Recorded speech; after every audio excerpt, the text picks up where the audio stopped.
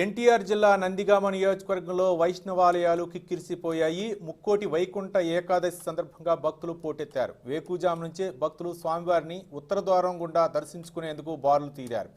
ఏకాదశి నాడు మహావిష్ణువు ఉత్తరముఖంగా దర్శనమిస్తాడు కాబట్టి ముక్కోటి ఏకాదశిగా పిలుస్తారు. మహావిష్ణువుతో పాటు ముక్కోటి దేవతలు భక్తులకు భూలోకంలో విష్ణు రూపంలో భక్తులకు దర్శనమిస్తారని, ధనుర్మాసంలో వచ్చే ఏకాదశి ఎంతో ప్రత్యేకత ఉందని పండితులు చెబుతున్నారు.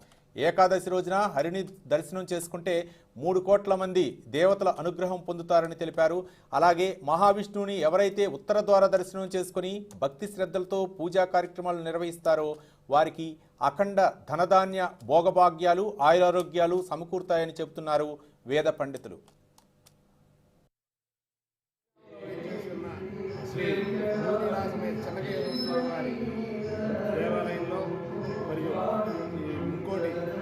కార్యక్రమంలో భాగంగా ఈ సంవత్సరం 123వ సంవత్సరాలుగా చేస్తున్న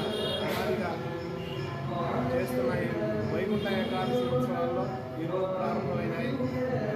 ఈ ముక్కోటి ఏకాదశి స్వామివారు స్వయంగా ఉత్తర ద్వార దర్శనంలో వేచేసి ఉంటారు. ఈ ఉత్తర ద్వార దర్శనం ద్వారా రావడం వల్ల అనేక పాపాలు నశించి స్వామివారి పాత్రులై ఈ కార్యక్రమాల్లో పాల్గొని ఈ వారం ఏకాదశిగా సార్థకత చెందింది.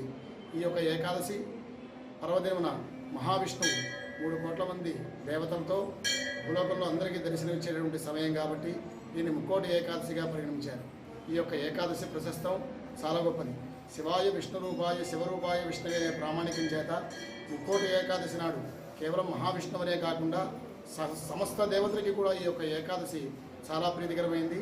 ఈరోజు నారాయణమూర్తి గరుడ వాహనారూఢుడై భక్తులకు దర్శనమిస్తూ ఉంటారు ఉత్తర ద్వారం గుండా. దీన్ని మోక్షదా ఏకాదశి అని కూడా అనుకుంటారు. ఇటువంటి ఏకాదశి పర్వదినం నాడు స్వామివారిని అందరూ కూడా దర్శించి ధరించవలసిందిగా కోరుతున్నాం. నందిగామలో వేచి ఉన్న